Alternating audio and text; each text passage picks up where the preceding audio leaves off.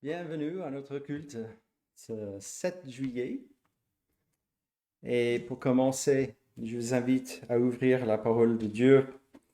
On va lire les deux premiers versets de le psaume 29.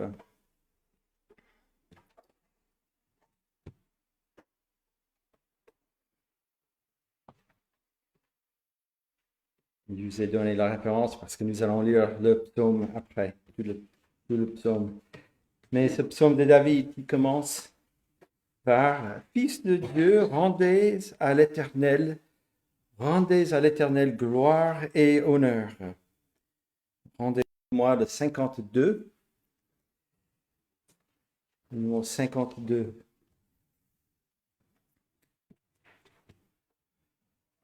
Gloire, gloire, gloire, honneur et puissance. Que ton nom soit exalté sur terre et dans les cieux. Le numéro 52.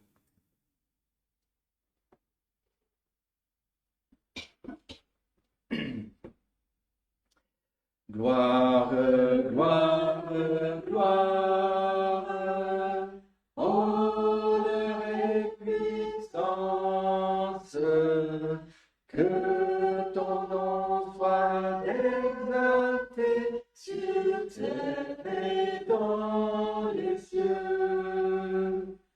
Gloire, gloire, gloire, force, obéissance, pour ton amour, pour tes dons merveilleux. Gloire, gloire, gloire, Dieu de toute grâce, pour nous tu livras ton Fils sur le bois de la croix. Gloire, gloire, gloire, prenons notre place, et fit de nous des prêtres et des rois. Gloire, gloire, gloire, victoire, espérance, les saints et les bienheureux proclament tous en chœur. Gloire, gloire, gloire, et magnificence, au Père, au Fils, au Saint Consolateur.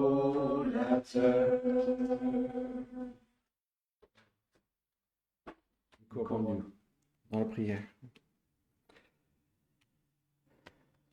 Oui, notre Dieu, notre Père céleste, toi qui es le Tout-Puissant, le seul Dieu, le Créateur de toutes choses, que ton nom soit exalté sur terre et dans les cieux.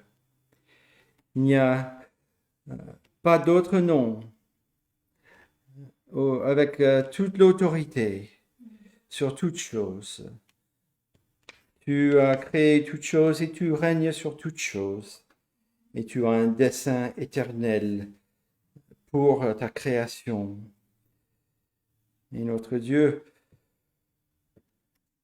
l'homme que tu as créé, souvent, il se met à ta place, pensant que lui est le maître de toutes choses. C'est lui qui décide toutes choses. Et c'est lui qui est complètement aveuglé par le péché dans notre nature humaine à cause de la chute, cette désobéissance de chaque homme à t'obéir, et que de sorte que l'homme est mort spirituellement et il ne peut pas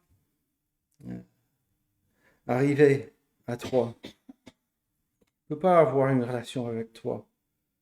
C'est toi, en fait, toi qui te révèles à l'homme dans son état de séparation.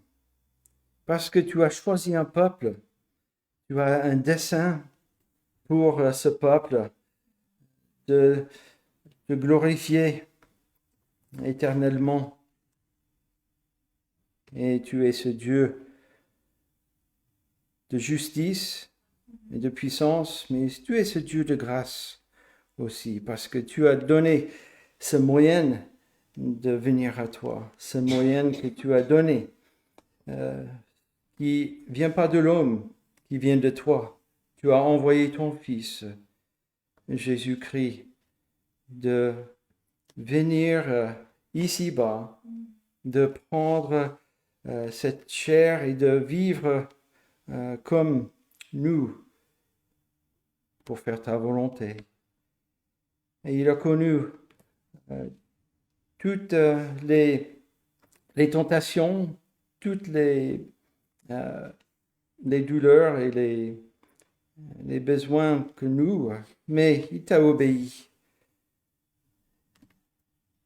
Parce que tu as donné cette mission de livrer ce peuple, d'effacer leurs péchés devant toi.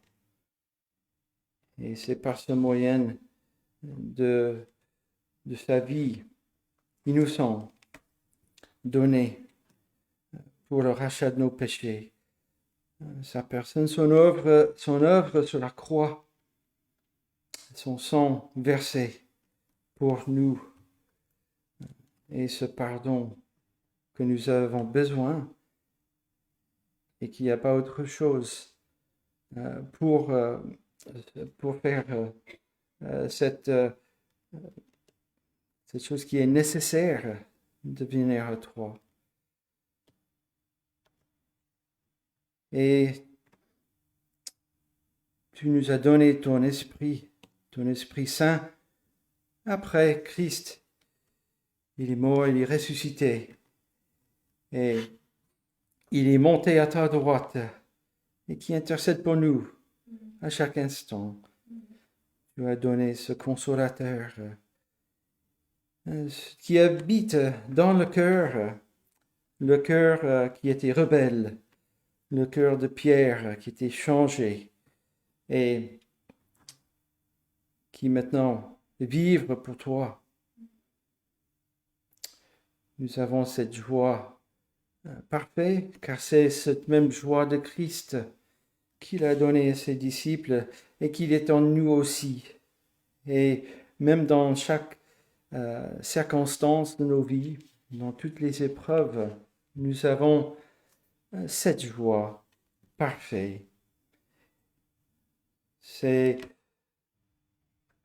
si nous ne le ressentons pas, une joie, des fois c'est tout notre côté humain qui nous détourne, qui nous éloigne de cette vérité, d'être en Christ.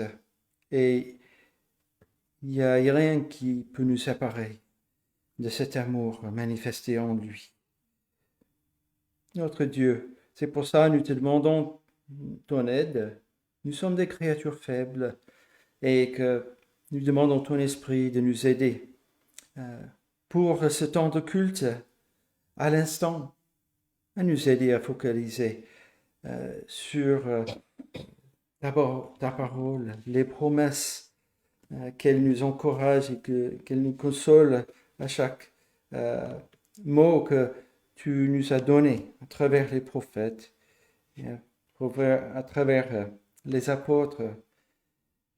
Et nous demandons que par les cantiques que nous chantons, que par l'écoute de la prédication, l'explication de ta parole, que tu nous bénis, que tu nous diriges, que tu nous corriges s'il faut, et surtout que tu bâtis ton Église, que tu ajoutes à son nombre aujourd'hui, là où ta parole est proclamée, et cette bonne nouvelle est annoncée, ce salut en Jésus-Christ et Christ seul. Sois avec nous ce matin, dans ces instants, que ton nom soit glorifié, honoré, comme nous venons de chanter. Et c'est en Jésus-Christ nous demandons ces choses. Amen. Alors, maintenant, si vous avez toujours le psaume 29 ouvert, nous allons continuer. Donc, j'avais lu ce psaume est en quelque sorte un cantique qui essaie de prendre les mêmes thèmes que ce que le peuple autour d'Israël, le peuple de Canaan, chantait à leur Dieu, à Baal. Et ce Dieu-là, qui était un Dieu de fertilité, de celui qui amenait la pluie, qui faisait pousser les choses, et envoyait la puissance de Baal dans une tempête. Et voilà, ces versets suivants, 3 à 9, expliquent ici, car c'est pas Baal, c'est l'Éternel en fait, qui est le Dieu qui contrôle la nature, par exemple. C'est lui qui l'a créé. Et donc, voilà, ici, à partir de verset 3, la voix de l'Éternel retentit sur les sacrés, sur les eaux. Le Dieu de gloire fait gronder le tonnerre. L'Éternel est sur les grandes eaux. La voix de l'Éternel est puissante. La voix de l'Éternel est majestueuse. La voix de l'Éternel brise les cèdres. L'Éternel brise les cèdres du Liban. Il les fait bondir comme les veaux, et le Liban et le Sirion comme de jeunes buffles. La voix de l'Éternel fait jaillir des flammes de feu. La voix de l'Éternel fait trembler le désert. L'Éternel fait trembler le désert de Kadès. La voix de l'Éternel fait enfanter des biches. Elle dépouille les forêts. Dans son palais, tous s'écrient gloire. L'Éternel était sur son trône lors du déluge. L'Éternel sur son trône règne éternellement. L'Éternel donne la force à son peuple. L'Éternel bénit son peuple et le rend heureux.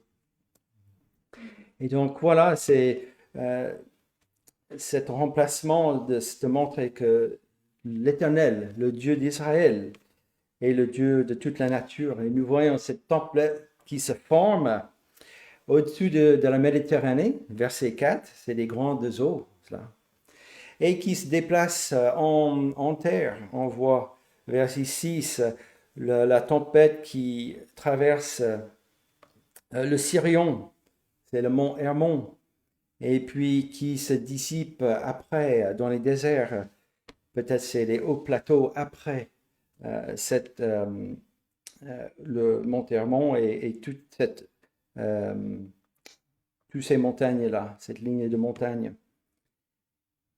Et puis, c'est fini avec le psaume que l'Éternel donne la force à son peuple. L'Éternel bénit son peuple et le rend heureux. Et donc, voilà cette notion. L'Éternel, il parle de son alliance. Ça, c'est pas quelque chose que le Dieu de Baal, ce Dieu petit d, avait. Cette alliance que Dieu a fait avec Abraham, que ce peuple plus nombreux que toutes les étoiles sera béni. Et que nous voyons à travers l'Ancien Testament, que ce peuple sera béni par le Messie qui vient les délivrer et puis accompli par cette œuvre de Christ. Et donc, je vous invite à chanter maintenant le numéro 64.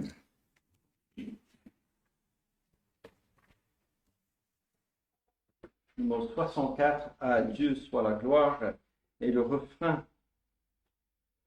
Ils disent, gloire à Dieu, terre, écoute sa voix.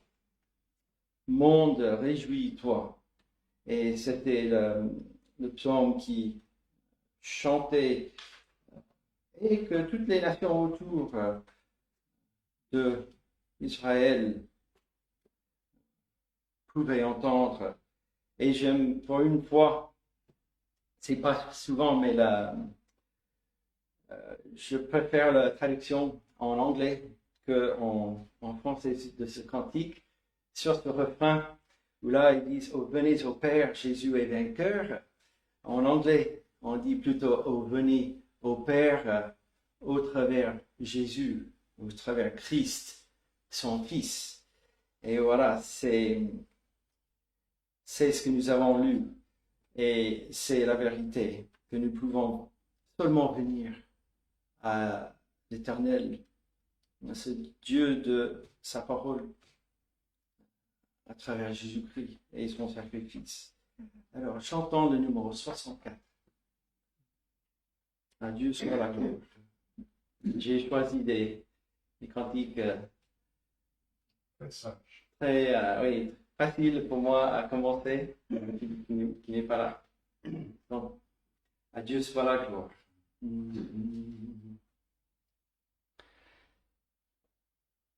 À Dieu soit la gloire pour son grand amour. En lui je veux croire jusqu'au dernier jour. Jésus à ma place, mourut sur la croix. Il m'offre sa grâce et je la reçois. Gloire à Dieu,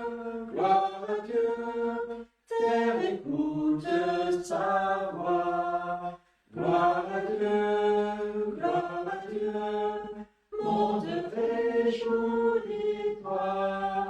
Ô venez au Père, Jésus est vainqueur, que toute la terre chante en son honneur. De Jésus la joie inonde mon cœur. Je suis sur la voie du parfait bonheur.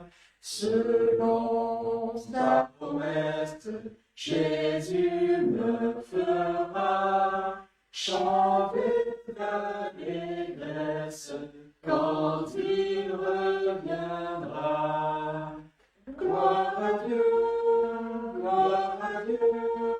terre écoute sa voix. Gloire à Dieu, monde réjouis-toi. Ô venez au Père, Jésus est vainqueur, que toute la terre chante en son honneur. Céleste patrie, mon cœur pense à toi, là mon âme unie à Jésus ton roi. Bénis sans cesse le grand Dieu sauveur, qui dans ta tendresse sauve le pécheur. Gloire à Dieu, terre écoute sa voix. Gloire à Dieu, monde réjouis.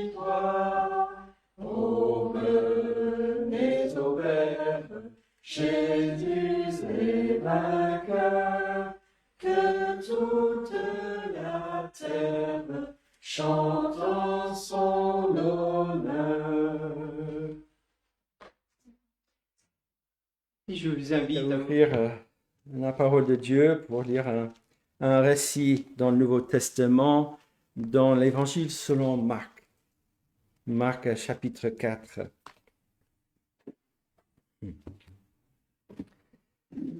Alors ici, il y avait un peu d'orage hier. En tout cas, beaucoup de pluie. Quelques, coups de tonnerre. Et je pense peut-être aussi pour ceux qui nous écoutent aussi ailleurs en France. C'était un petit peu partout. Eh bien ici, c'est juste pour faire le lien ici. À partir du verset 35, l'Éternel, bien sûr, il contrôle la nature. Et nous voyons ici Christ faisant la même chose. Une conformation que, effectivement, Christ est Dieu.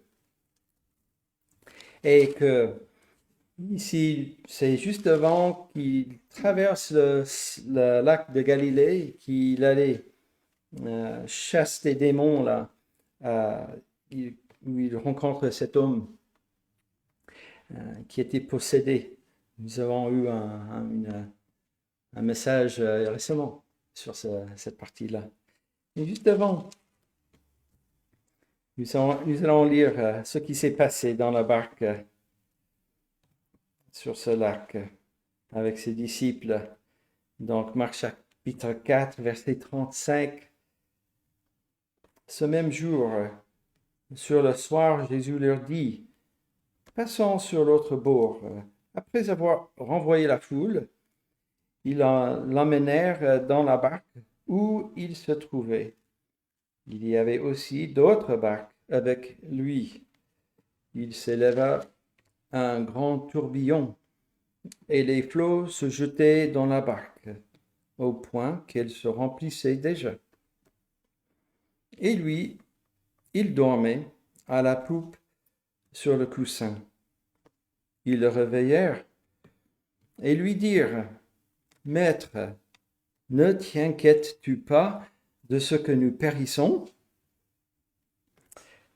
S'étant réveillé, il menaça le vent et dit à la mer, « Silence, tais-toi !» Et le vent cessa. Et il y eut un grand calme. Puis il leur dit, « Pourquoi avez-vous si peur? Comment n'avez-vous point de foi? » Ils furent saisis d'une grande frayeur. Et ils se dirent les uns aux autres, « Quel est donc celui-ci, à qui obéissent même le vent et la mer? » Et jusque-là, la lecture, nous voyons que la frayeur de la nature de cette tempête par les disciples a été vite remplacée par la frayeur étant devant Jésus-Christ, celui qui a calmé le vent et la mer. Et effectivement, c'est là où le craint est bien placé sur l'objet de notre foi, là, notre Sauveur. Je vous invite à chanter, reprendre le livre des Cantiques pour chanter le numéro 333. Pas facile de dire ça pour moi. Le 333.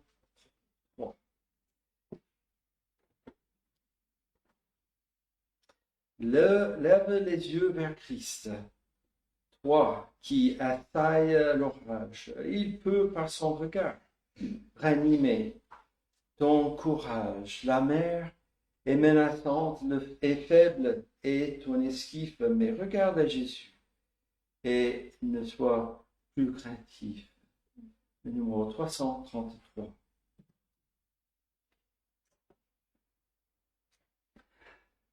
Lève les yeux vers Christ, qu'assaille l'orage, il peut par son regard animer ton courage. La mer est menaçante, effraie ton esprit, mais regarde à Jésus et ne sois plus craintif. Lève les yeux vers Christ, sur les flots il s'avance, du chef et de la voix le reposant silence, l'harmonie et la paix accompagnent Jésus. Lève les yeux vers lui, frère, et ne tremble plus. Lève les yeux vers Christ, car lui ton Christ s'adresse. Nul ne peut comme lui sauver l'âme détresse. D'un seul mot mettre fin à la fureur des vents et guider ta nacelle au sein des flots mouvants. Oh, regarde à Jésus durant ta vie entière, sur lui fixe les yeux à ton heure dernière. Sa clarté chassera les ombres de la mort, et tout sera paisible et tu verras le port. Nous allons chanter un dernier cantique avant le message, mais avant cela, nous allons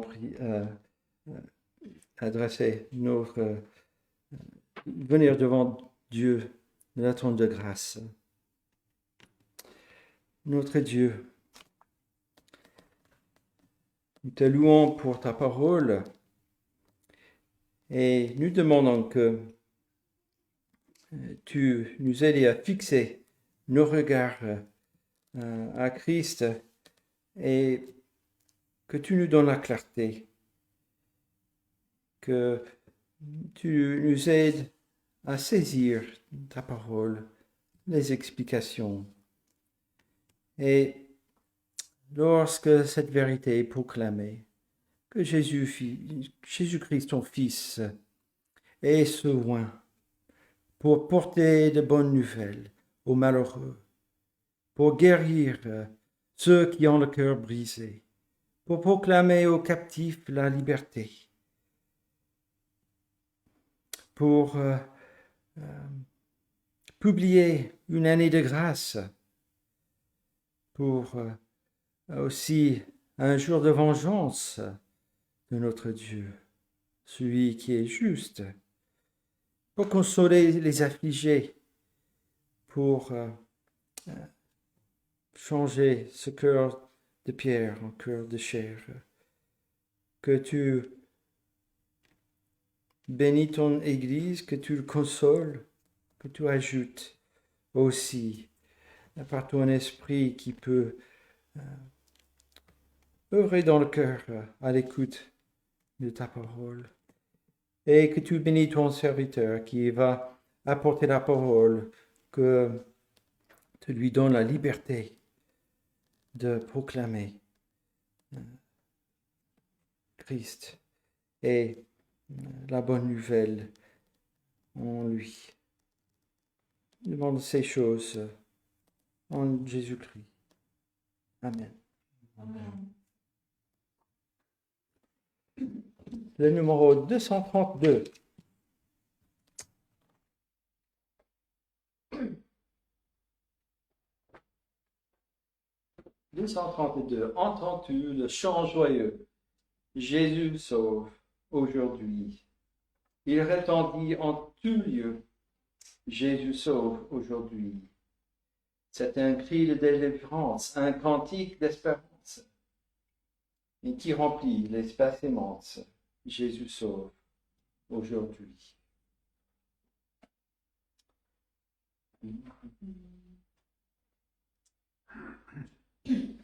Entends-tu le chant joyeux? Jésus sauve aujourd'hui. Il retentit en tout lieu. Jésus sauve aujourd'hui. C'est un cri de délivrance, un cantique d'espérance qui remplit l'espace immense. Jésus sauve aujourd'hui. Partout élève la voix, Jésus sauve aujourd'hui. Vaillant héros de la croix, Jésus sauve aujourd'hui. À parler, Jésus t'appelle, répands au loin la nouvelle. En connais-tu le plus belle? Jésus sauve aujourd'hui. Répète aux pécheurs contrits, Jésus sauve aujourd'hui. Ce que le mal a servi, Jésus sauve aujourd'hui. Va jusqu'à l'île lointaine, briser du captif la chaîne. Relevez-vous que dans la peine, Jésus sauve aujourd'hui. Jusqu'au confins des déserts, Jésus sauve aujourd'hui. Jusque par-delà les mers, Jésus sauve aujourd'hui. Que d'un pôle à l'autre pôle, court la sainte parole, qui relève, qui console, Jésus sauve aujourd'hui.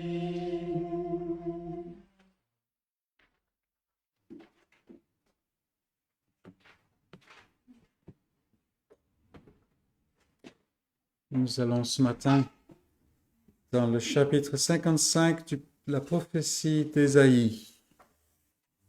Chapitre 55, il y a quelque temps, nous avons regardé la première partie de ce chapitre et l'enregistrement du message sur cette partie-là est disponible. Il y a un lien qui est sur la page Facebook de l'Église.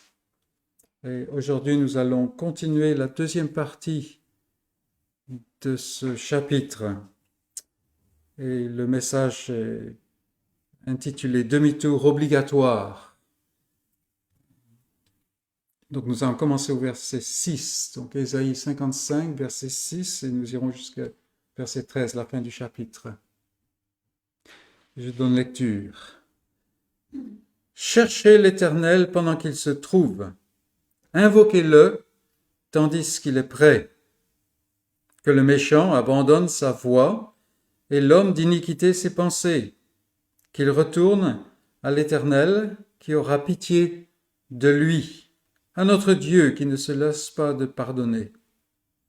Car mes pensées ne sont pas vos pensées, et vos voies ne sont pas mes voies, dit l'Éternel. Autant les cieux sont élevés au-dessus de la terre, autant mes voies sont élevées au-dessus de vos voies, et mes pensées au-dessus de vos pensées. Comme la pluie et la neige descendent des cieux, et n'y retournent pas sans avoir arrosé, fécondé la terre et fait germer les plantes, sans avoir donné de la semence au semeur et du pain à celui qui mange, ainsi en est-il de ma parole qui sort de ma bouche. Elle ne retourne point à moi sans effet, sans avoir exécuté ma volonté et accompli mes desseins. Oui, vous sortirez avec joie, et vous serez conduits en paix. Les montagnes et les collines éclateront d'allégresse devant vous, et tous les arbres de la campagne battront des mains. Au lieu de l'épine s'élèvera le cyprès. Au lieu de la ronce croîtra le myrte. Et ce sera pour l'Éternel une gloire, un monument perpétuel, impérissable. Et c'est la parole de Dieu. Comme j'ai dit, nous avons déjà vu la première partie du chapitre, et là nous avons vu un appel, une invitation, une exhortation de la part de l'Éternel par l'entremise de son prophète à venir et participer au bienfait salvateur, au bienfait qui apporte le salut, qui découle de l'œuvre du serviteur, du Messie, de l'envoyé. Et on se rappelle que nous sommes dans le livre, la partie du livre d'Ésaïe qu'on nomme pour faciliter le livre du serviteur, là où l'œuvre du Messie est manifestée et décrite avec le plus de clarté. Ce Messie a livré sa vie à la place des brebis errantes que son Père lui a données. Nous tous, comme des brebis errantes, commence un chapitre précédent. D'une manière schématique, on pourrait dire que le chapitre 54 est l'exposé objectif du résultat de l'œuvre du Messie. C'est-à-dire on déclare, voilà, l'œuvre du Messie va accomplir cela. Et je vous invite, le jour où vous avez du temps, ou le jour où vous prenez du temps plutôt, à commencer la lecture d'Ésaïe. Ésaïe, c'est un livre qui fait un peu peur, parce qu'il n'est pas facile. Mais vous commencez au chapitre 40. Et puis vous persévérez, ou si vous êtes comme moi, vous ne pourrez pas vous arrêter. Et vous verrez les chapitres comme ça se succèdent. Et le chapitre 54, par exemple, va montrer de manière objective, c'est-à-dire va déclarer l'œuvre du Messie, qu'est-ce que cela va produire, quel est le résultat. Quand nous abordons le chapitre 55, nous voyons de manière subjective, c'est-à-dire de manière vécue dans l'expérience, comment le bénéficiaire de l'œuvre du Messie, la brebis de Christ, entre dans l'expérience des bienfaits qui découlent de l'œuvre du Messie. Donc là, on est plus dans le domaine de l'expérience, de l'expérimentation, de goûter de ces choses. Et la dernière fois, nous avons vu que c'est à ce point précis que se situe un problème particulier pour beaucoup de gens, notamment dans les gens qui sont enseignés dans la grâce.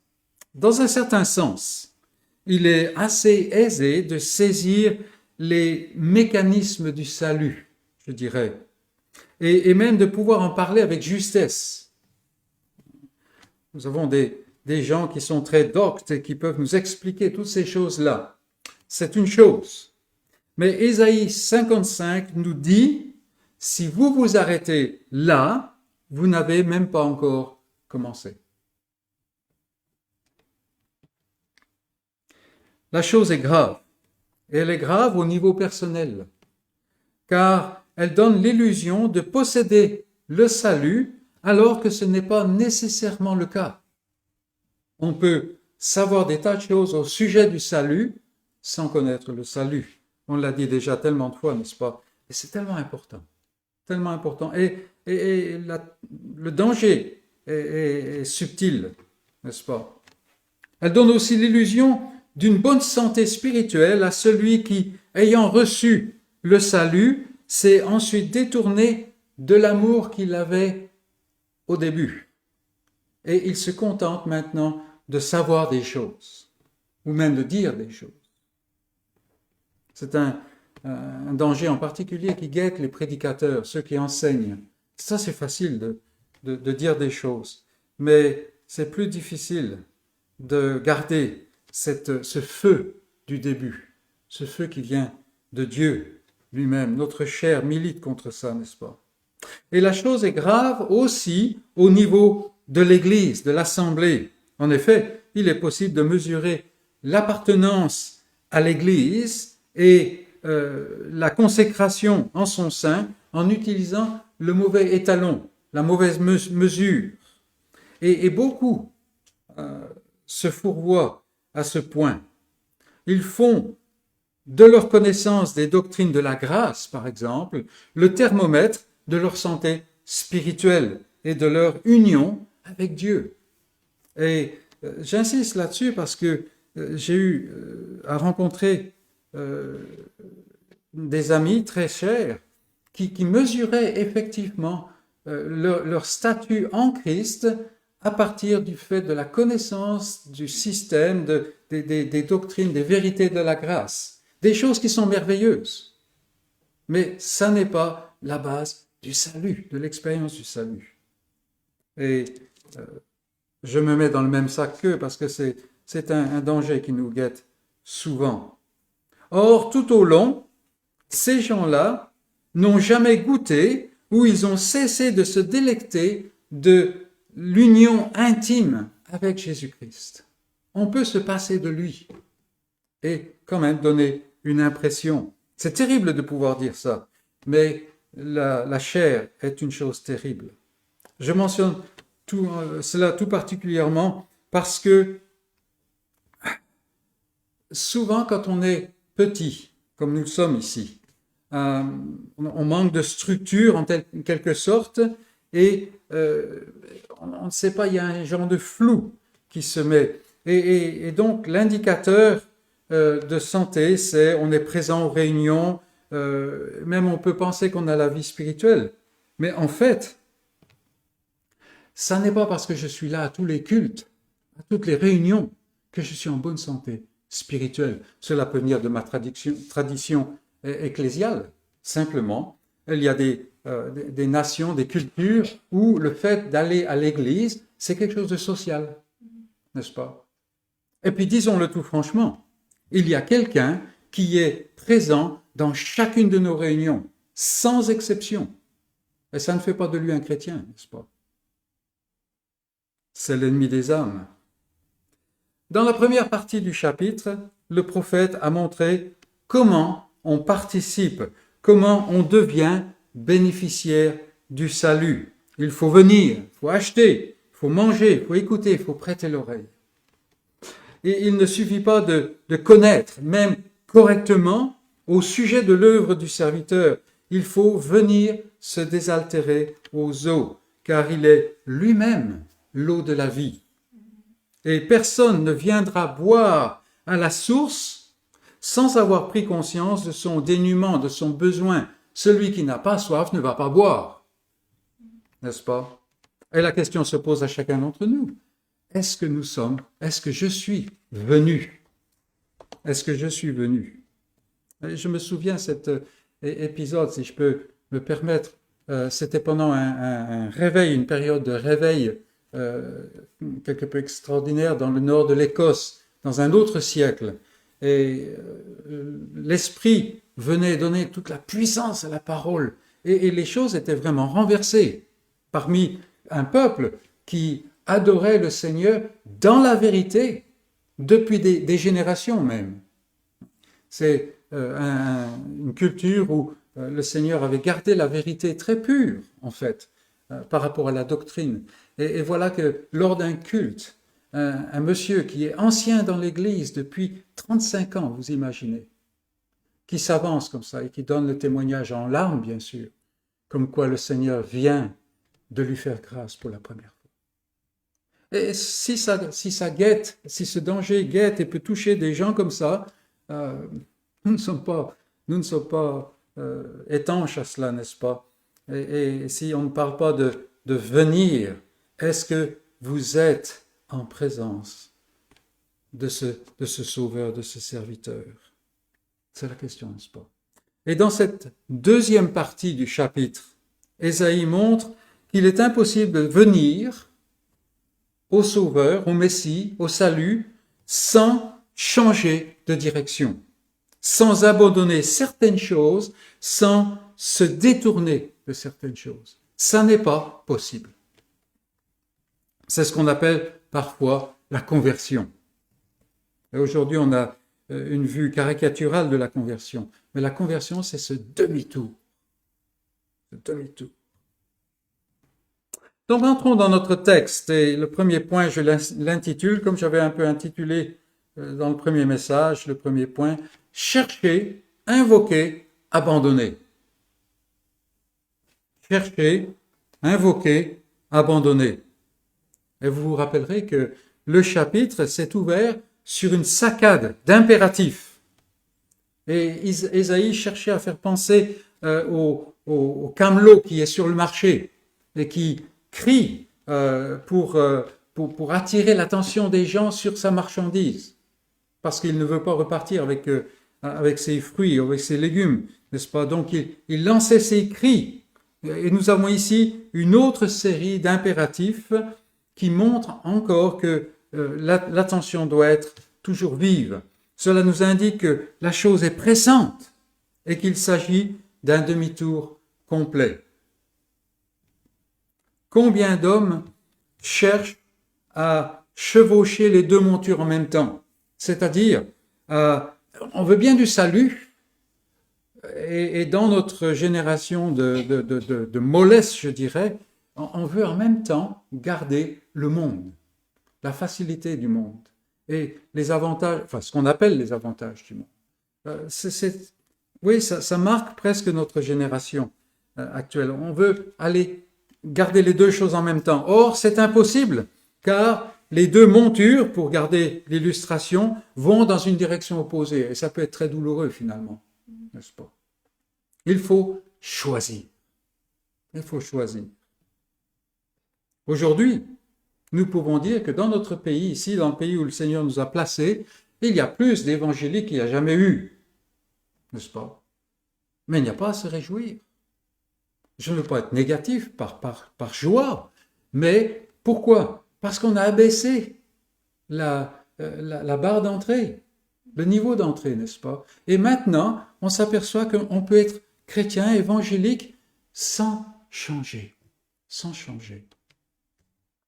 Et c'est... Quand le bateau est sur l'eau, c'est bien. Quand l'eau est dans le bateau, nous avons d'ailleurs vu un peu l'illustration de cela, il y a de quoi se poser des questions et craindre, n'est-ce pas? Et c'est cela, on ne peut pas. Les deux choses vont dans le sens opposé. La parole nous dit, l'amour du monde est inimitié contre Dieu. La porte est étroite pour le chemin de la vie. Et il est impossible de franchir cette porte sans tout déposer avant. Et bien entendu, on ne le fait pas selon notre force. Ça, c'est du moralisme. Non, c'est Dieu qui donne la force. C'est cette nouvelle vie que l'Esprit communique à l'âme de la brebis. Or, c'est à Golgotha que tous les fardeaux sont ôtés.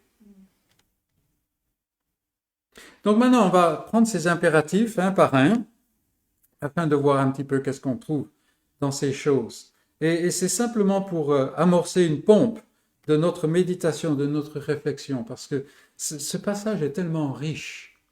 Même en le lisant, on se dit, mais pourquoi je n'ai pas pensé à développer cela et ainsi de suite, n'est-ce pas? Cherchez. On pourrait penser que l'Éternel se cache s'il faut le chercher. On pense avec les enfants, on fait cache-cache. Alors, allez, cherchez-moi maintenant. Je me suis caché. Mais en fait, c'est exactement le contraire. C'est lui qui prend l'initiative de s'approcher. Personne n'a été invité Christ à venir à Bethléem. C'est Dieu qui prend l'initiative de s'approcher dans son Fils. Il est le Dieu de grâce qui désire la réconciliation avec des gens qui n'en veulent pas par nature. Un peu plus loin, Ésaïe dira que l'obstacle sur la voie de la réconciliation ne vient pas de Dieu, mais il dit « Mais ce sont vos crimes qui mettent une séparation entre vous et votre Dieu. Ce sont vos péchés qui vous cachent sa face. » Et si vous prenez des notes, c'est le chapitre 59, verset 2. Nous revenons au point où celui qui veut trouver le salut ou retrouver la joie de son salut doit reconnaître son état naturel de péché. C'est dans l'humiliation que nous devons être. Et ici, il faut le remarquer, nous ne pouvons pas dire, ok, on regarde, Ésaïe nous dit ça, oui, alors oui, il faut que les gens viennent, c'est la conversion, tout ça, on va prêcher, et ainsi de suite. Non, Ésaïe est en train de prêcher ici aux gens de Juda.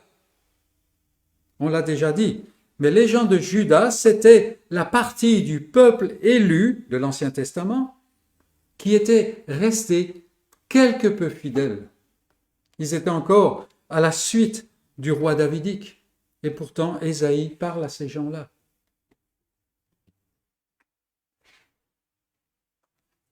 Et la question se pose à chacun d'entre nous.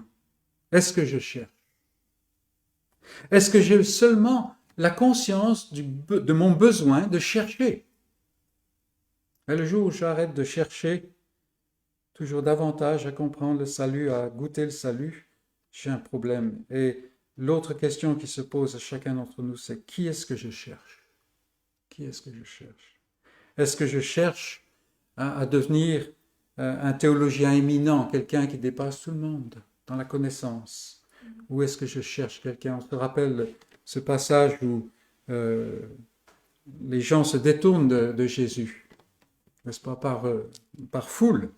Et il se tourne vers les disciples et il dit, mais vous aussi vous allez partir. Et la réponse de Pierre est très belle. Il ne dit pas, mais qu'est-ce qu'on va perdre ou quoi? Il dit, à qui irions-nous? À qui? C'est une personne, n'est-ce pas? Cherchez. Deuxièmement, invoquer. Si l'idée de chercher fait penser à remuer ciel et terre, invoquer introduit l'idée de besoin, de dénuement et surtout de rang. Il y a ces deux choses qui sont là. C'est le vassal qui invoque, jamais le supérieur. Ici, on pense plutôt, ça nous donne plutôt l'idée de quelqu'un qui supplie. Invoquer, c'était un vieux mot pour la plupart d'entre nous, mais supplier, et même avec instance. Le supérieur ne supplie jamais avec instance, il ordonne, n'est-ce pas? Seigneur, je viens nu et sans rien, mais je viens parce que tu possèdes toutes choses. Est-ce que c'est ainsi que nous invoquons l'Éternel? Malheureusement, aujourd'hui, on a cette conception généralisée, c'est une généralisation, mais malheureusement, quand même, elle est généralisée, que Dieu est une sorte de copain. On gomme toutes les différences. Encore pour nous faire peut-être sourire, mais j'allais à des réunions de conseil d'administration et quand on fait ça, alors dans le temps, on se mettait avec le costard et puis la cravate et même chemise blanche, parce que c'était important. Et puis c'est devenu plus démocratique. Alors le nouveau uniforme, c'était d'avoir une chemise toujours blanche, mais il fallait ouvrir le col, absolument. Il fallait surtout pas mettre cravate. Et le président du comité, qui était quand même quelqu'un d'assez ancien, il avait quand même du mal avec ce laisser-aller pour lui. Alors il mettait un col roulé.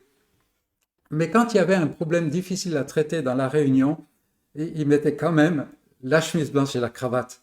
Donc on arrivait à la réunion, s'il avait cravate, on savait qu'il y avait des problèmes à régler. Mais Dieu n'est pas un copain. Dieu n'est pas un copain. Et nous sommes dans la position de vassal. Il est vrai que Dieu nous adopte dans sa famille. Mais ça, c'est un autre niveau. C'est un autre niveau. Donc, invoquer. Je n'ai rien. Tout est à toi. Je viens à toi sans rien. Ta croix est mon seul soutien. Il faut invoquer l'Éternel tandis qu'il est prêt, dit Ésaïe. Dans la bonne tradition hébraïque, il y a ce parallèle. Nous avons donc ce parallèle, tandis qu'il est prêt, pendant qu'il se trouve. La porte est ouverte, mes amis, la porte du salut est ouverte aujourd'hui. Et on peut venir, on peut manger à satiété, mais la porte n'est pas toujours ouverte. Et ça n'est pas nécessairement quelque chose de futur. La porte se ferme. C'est seulement pendant. C'est seulement tandis. Combien de gens remplis de bons désirs, de sincérité, finissent dans la perdition parce qu'ils ont raté le coche.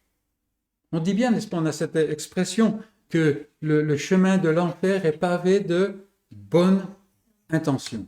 C'est cela, n'est-ce pas? Oh, je vais faire, je vais commencer à lire la Bible, je vais écouter, je viendrai peut-être quand j'aurai le temps. Mais le temps se cache, n'est-ce pas? Non, mes amis, il faut faire attention. Veillons, car le plus tard peut se transformer assez rapidement en trop tard. Et c'est pour cela qu'il faut avoir de l'instance auprès de nos amis, de l'instance auprès de nous-mêmes. Invoquer pendant qu'il se trouve. Abandonner, qu'à chercher, invoquer, abandonner. Comme nous l'avons vu, on ne peut pas regarder des deux côtés à la fois. Il y a la tentation de le faire, mais nous ne pouvons pas vraiment le faire. L'apôtre Jean déclare « L'amour du monde, comme je l'ai dit, est inimitié contre Dieu. » Et il n'y a pas de mais ou de pourquoi ou de quoi. Est-ce que vous êtes venus à Dieu pour sauver votre peau? Comme on dit, de façon familière, n'est-ce pas? Beaucoup de gens sont prêts à se tourner vers Dieu de façon à éviter l'enfer. On en a parlé souvent, n'est-ce pas? Il y a tellement de gens dans les églises comme ça, et même les églises évangéliques. Peut-être, oui, nous en connaissons. Voyez-vous, la chair peut produire la crainte de l'enfer. En fait, c'est ce qui pousse la plupart des gens autour de nous. La réflexion de l'ivrogne peut l'amener à écarter sa bouteille quand il voit que ça gâche sa vie.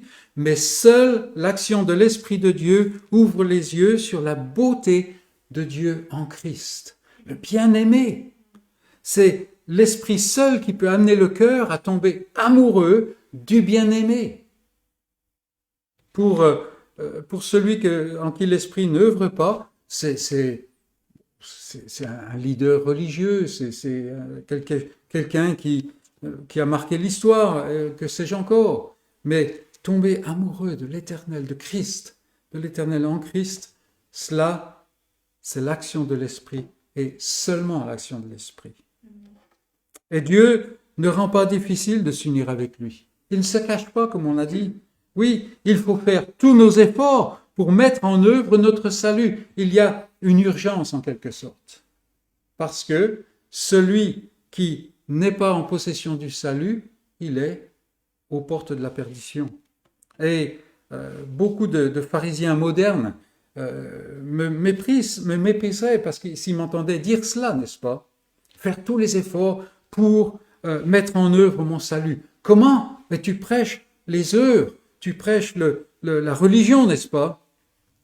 Non, comme le dit Paul, il faut faire tous nos efforts pour mettre en œuvre notre salut, car, dit Paul, c'est Dieu qui produit le vouloir et le faire, n'est-ce pas? Comme on l'a déjà dit pas mal de fois, Dieu ne peut pas croire pour nous, parce que la vue empêche la foi. Or, il voit tout, par exemple.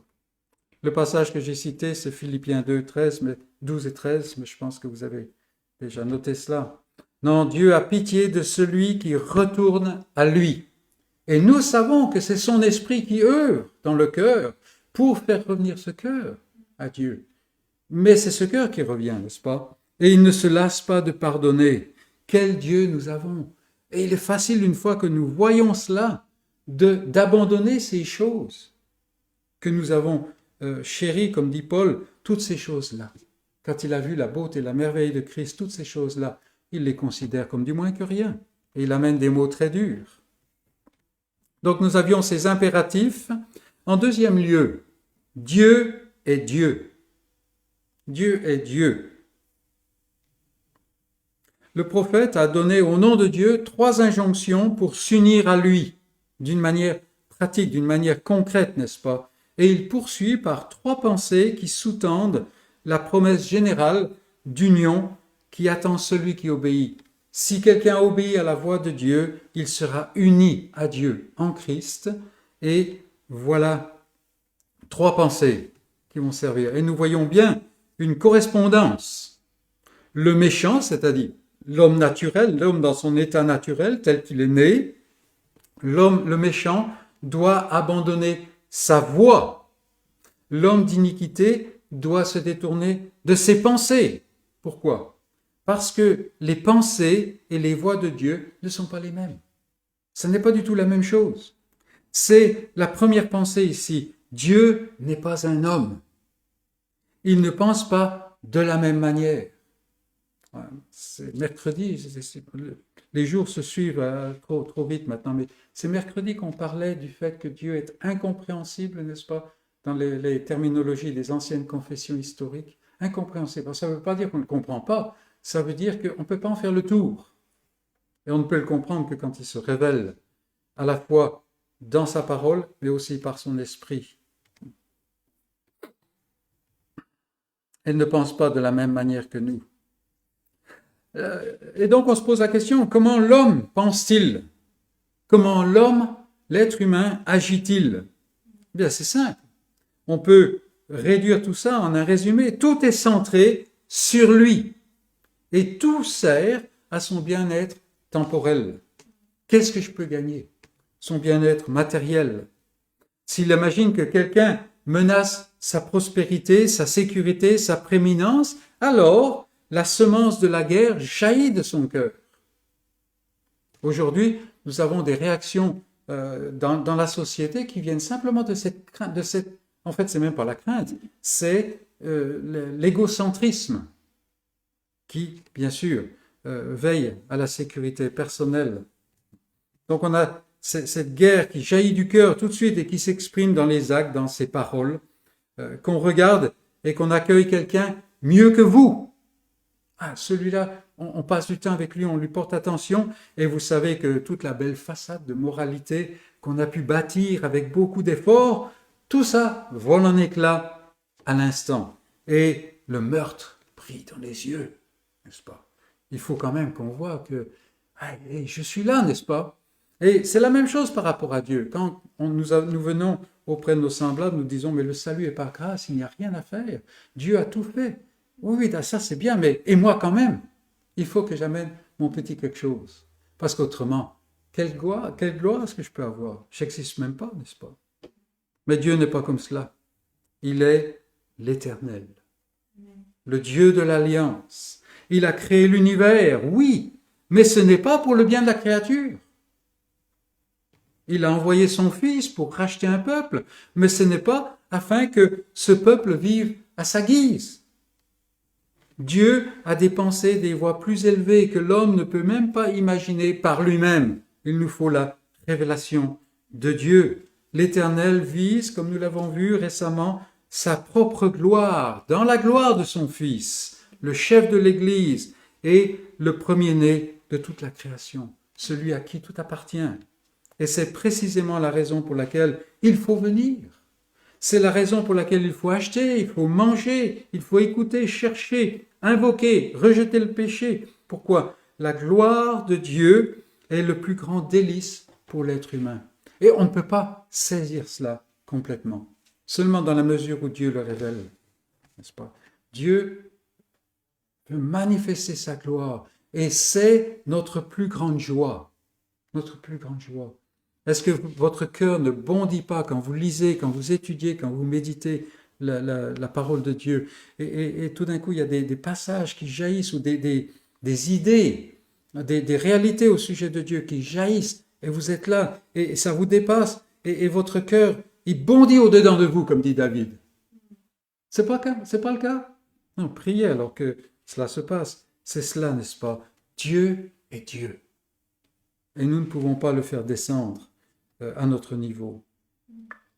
Un autre point, parce que nous avançons dans le texte, et je l'intitule « Comme la pluie ». C'est un passage très connu, n'est-ce pas? Comme la pluie descend du ciel et ainsi de suite. Et la pensée de la supériorité des pensées et des voies de Dieu sur celle de l'homme conduit Ésaïe à apporter une confirmation de la certitude que le dessein de Dieu conçu en Christ s'accomplira certainement.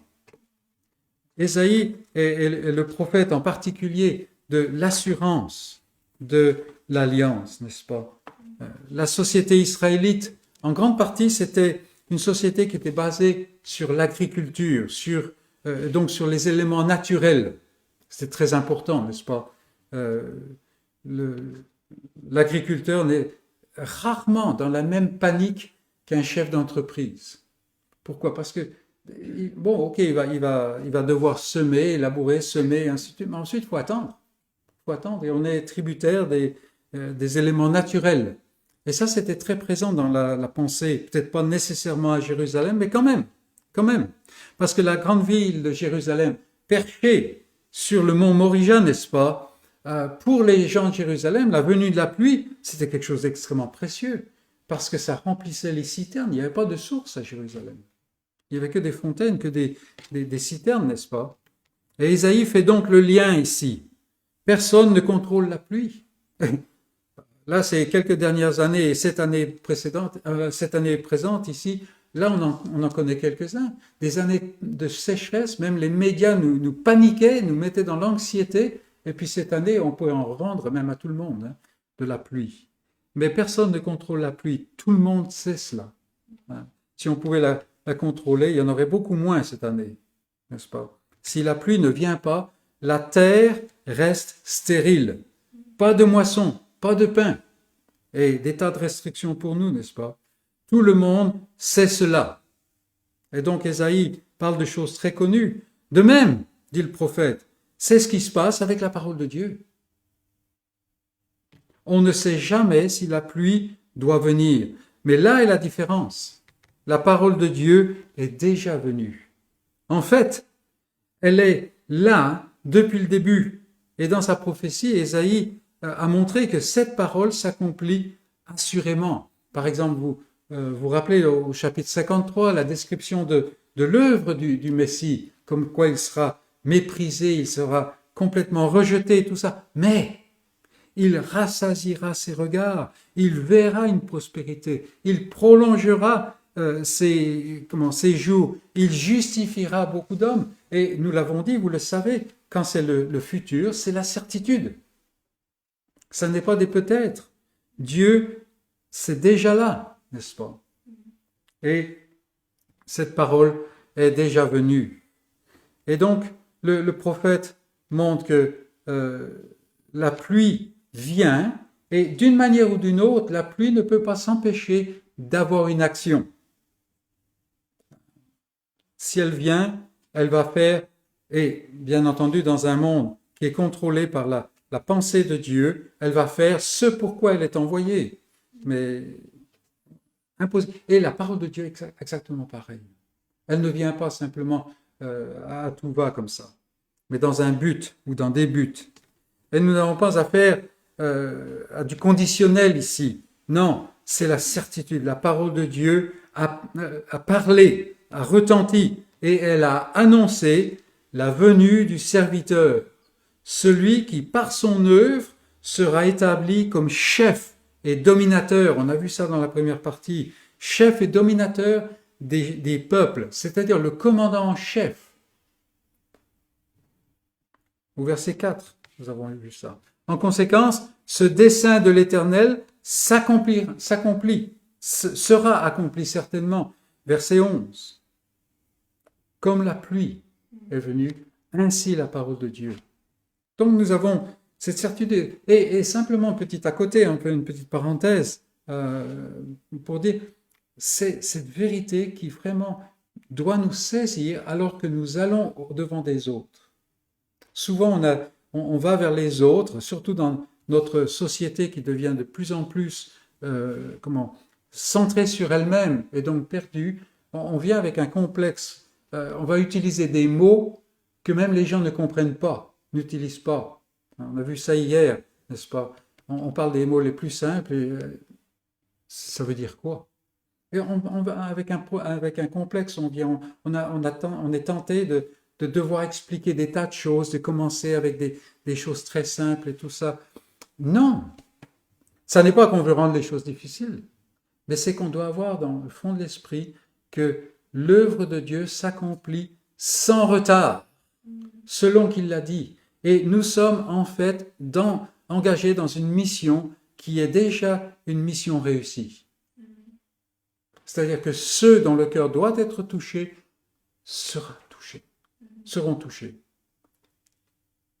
C'est un grand encouragement, surtout dans les jours dans lesquels nous vivons. Mais avançons dans le texte. Et un autre point, l'allégresse et la joie, car Ésaïe continue comme cela.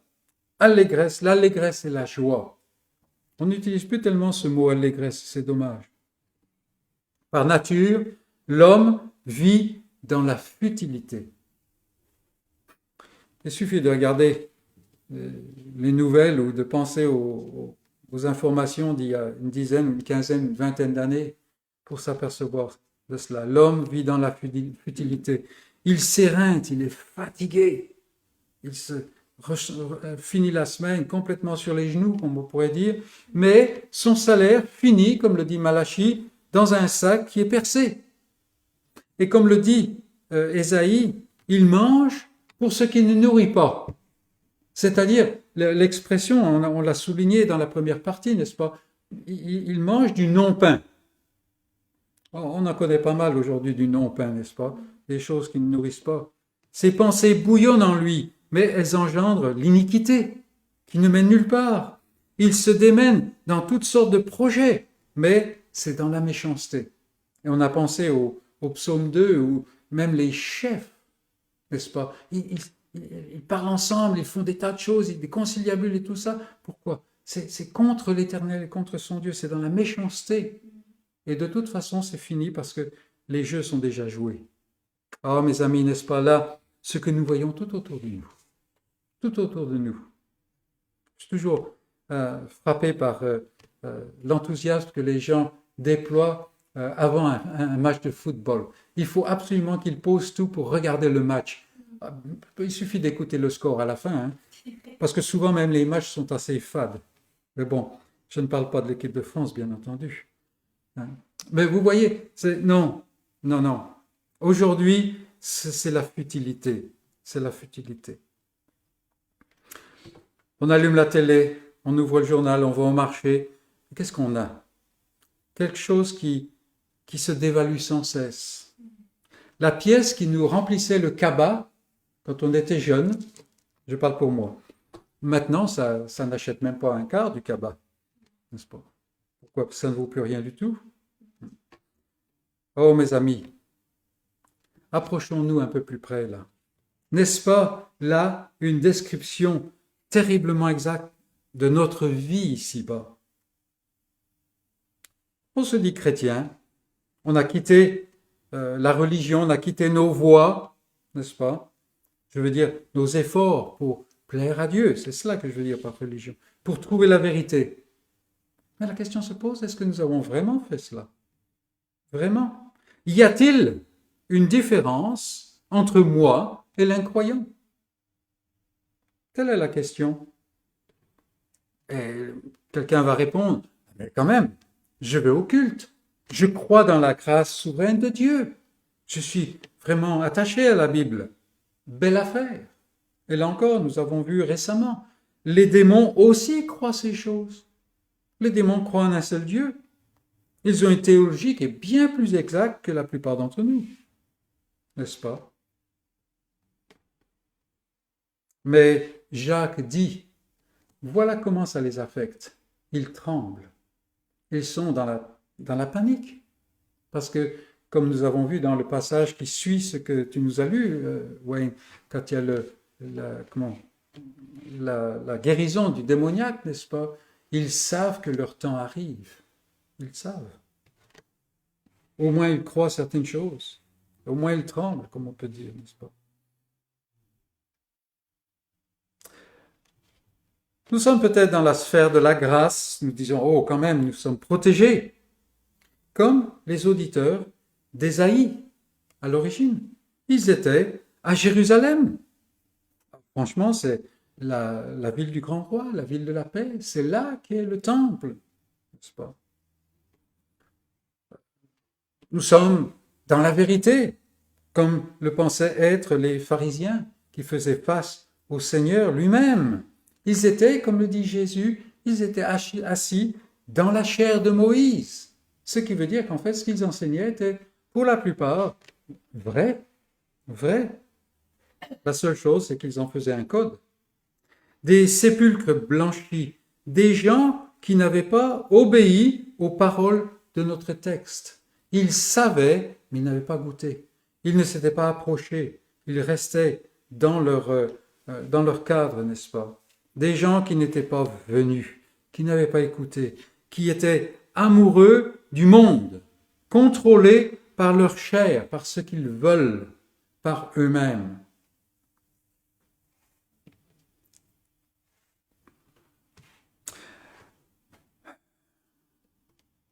Ne sommes-nous pas nous-mêmes en danger? Il faut avoir conscience de cela. Examinez-vous vous-même. Priez les paroles du psaume. Vous rappelez, sonde-moi, ô Dieu, et connais mon cœur. Éprouve-moi, connais mes pensées. Regarde si je suis sur une mauvaise voie et conduis-moi sur la voie de l'éternité. Là encore, on a passé un petit moment avec ça récemment, n'est-ce pas? Ramène-moi dans les voies anciennes. Et l'exercice n'a rien de théorique, ce n'est pas quelque chose qu'il faut faire. Et cet exercice de revenir, de réaliser qu'on a laissé ces choses, qu'on a abandonné, qu'on a plutôt laissé de côté l'amour qu'on avait au début, cela peut s'avérer très douloureux, très humiliant. Pour certains, ça peut même entraîner une grande honte de s'être détourné du Seigneur pendant si longtemps, d'avoir vécu cet immense mensonge, d'avoir pensé, je suis chrétien, à penser à cet homme pendant 35 ans, à conduire l'Église sans appartenir à l'Église. Nous nous réjouissons que cet homme ait pu donner ce témoignage. Mais combien ne l'ont pas fait? Pour d'autres, pour certains ça peut vouloir dire pour d'autres, ce sera devoir enfin venir au Sauveur pour recevoir la vie qu'ils ont prétendu posséder depuis longtemps. Et combien de fois nous posons des questions et l'ennemi se joint à notre chair pour essayer de nous faire douter. Est-ce que je suis vraiment chrétien si je vis ainsi? Celui qui n'est pas touché par la grâce ne se pose jamais ces questions. Ça peut nous aider, n'est-ce pas? Oui, c'est très douloureux, mais regardez la promesse. Revenir au Seigneur, s'apercevoir qu'on a délaissé le bien-aimé, c'est quelque chose de terrible. Mais regardez la promesse. Vous sortirez avec joie. Et quand on sort, ça veut dire qu'il n'y a plus de crainte, n'est-ce pas? Beaucoup ont dit, ce soir, dans notre pays, il ne faut pas sortir, à cause de la crainte, n'est-ce pas? Mais là, vous sortirez avec joie. Vous ne serez plus enfermés dans la chambre haute, verrouillés à double tour, comme l'étaient les disciples, n'est-ce pas? Lors même que le Seigneur était ressuscité. Mais vous vous tiendrez devant le monde, vous braverez le Sanhédrin, vous tournerez le monde sans dessus-dessous, comme on a vu les disciples faire dans les Actes, dès le premier jour où l'Esprit est venu dans sa puissance, n'est-ce pas? Vous serez conduits en paix. Voilà la promesse. Sortirez avec joie, vous serez conduits en paix. La paix avec Dieu, la paix avec les hommes, la paix avec vous-même. Toute la création sera différente à vos yeux. Et on a des cantiques qui nous chantent cela. Et elle sera différente au jour de Jésus-Christ, quand il viendra une nouvelle terre. Ce sera vraiment le plus beau jour. Et toute l'injustice du monde, toute l'hypocrisie de la religion, tout le mal de notre cœur même, toutes ces choses-là disparaîtront à jamais. Mais celui qui revient à Dieu par Jésus-Christ, ces choses-là disparaissent dès maintenant. Dès maintenant. Ce n'est pas quelque chose de sensationnel, parce que si quelque chose de sensationnel se produit dans notre vie, vous savez ce qui arrive. On s'en saisit de la gloire pour nous-mêmes. Non, ces choses arrivent souvent tout petit, comme ça. On s'en rend même pas compte, mais c'est réel. Comme l'aube pointe. Donc, toutes ces choses vont disparaître. Pourquoi? Parce que ma propre gloire ne sera plus au centre. Parce que, ayant reconnu mon dénuement, mon incapacité totale, alors mes yeux s'ouvriront sur la gloire de Dieu. Si mes crimes m'ont gardé loin de Dieu avant que Dieu me fasse grâce, c'est toujours mon moi qui me voile sa face aujourd'hui.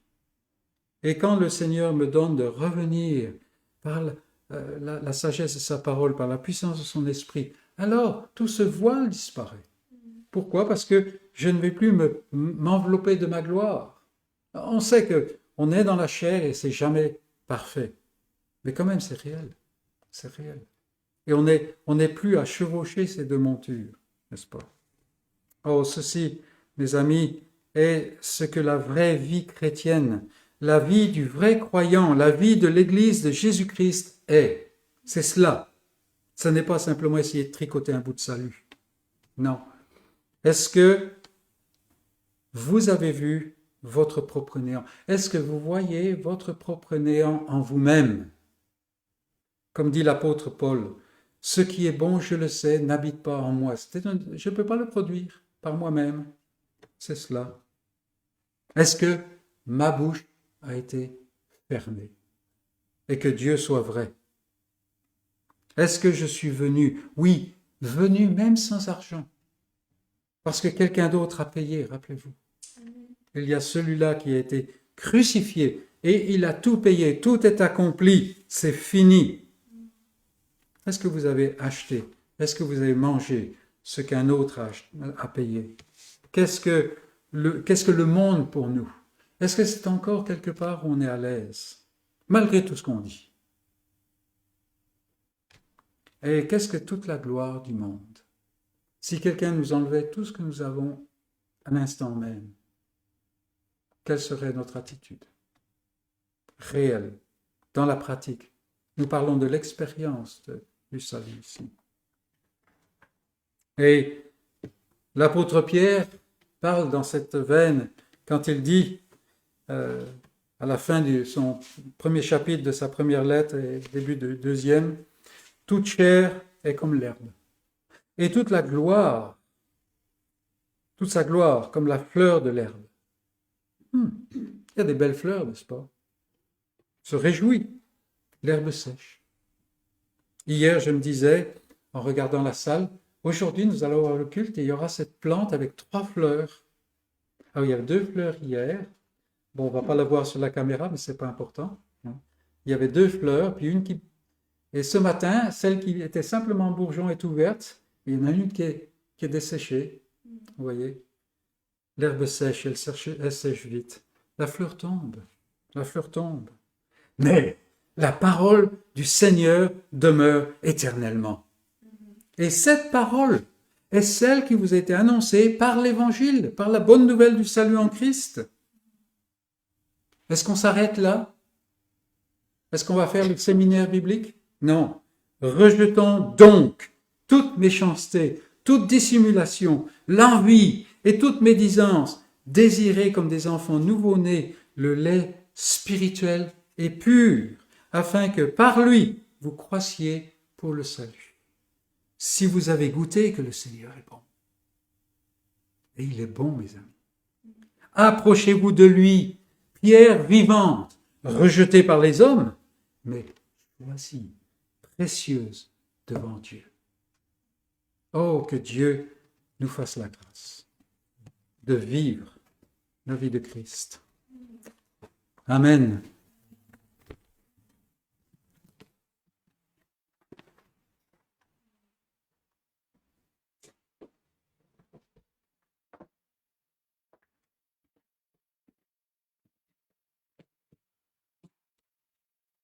Je vous invite à chanter le numéro 336.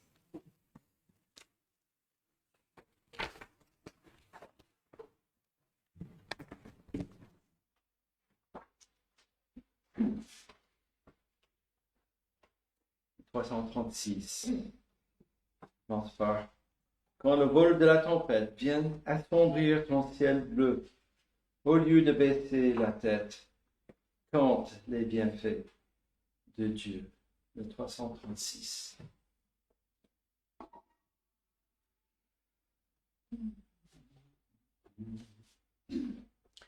Quand le vol de la tempête vient assombrir ton ciel bleu, au lieu de baisser la tête, compte les bienfaits de Dieu. Compte les bienfaits de Dieu. Mets-les tous devant tes yeux. Tu verras en adorant combien le nom en est grand. Quand sur la route glissante, tu chancelles sous ta croix, pense à cette main puissante qui t'a béni tant de fois. Compte les bienfaits de Dieu, mets-les tous devant tes yeux. Tu verras en adorant combien le nom en est bon. Si tu fais dans le voyage plus d'un cher et doux trésor, pense au divin héritage qui là-haut te reste encore. Compte les bienfaits de Dieu, mets-les tous devant tes yeux. Tu verras en adorant combien le nom en est grand. Bénis donc, bénis sans cesse ce Père qui chaque jour répand sur toi la richesse de son merveilleux amour. Compte les bienfaits de Dieu, mets-les tous devant tes yeux. Tu verras en adorant combien le nom en est grand. Et nous terminons notre culte avec cette bénédiction dans la parole de Dieu, dans le livre de Jude, la lettre de Jude. Or, à celui qui peut vous préserver de toute chute et de vous faire paraître devant sa gloire irréprochable et dans l'allégresse, à Dieu seul, notre Sauveur, par Jésus-Christ, notre Seigneur, soit gloire, majesté, force et puissance, dès avant tous les temps, et maintenant, et dans tous les siècles. Amen. Bien, merci de nous avoir suivis. Et petite annonce pour les transmissions des cultes en live. C'est le dernier dimanche aujourd'hui, jusqu'à le fin août. Voilà, donc il n'y aura pas de transmission sur live jusqu'au fin août. Et donc, on remercie la visite de quelques amis de l'église La Bonne Nouvelle. Je peux dire à Paris, pour nous qui sont à la campagne. C'est Boulogne-Billancourt, c'est ça, le village? Ok. Donc nous vous remercions de votre visite et vous pouvez apporter nos salutations à l'assemblée là-bas. Alors je vous souhaite un bon dimanche et puis bonne semaine et puis à bientôt.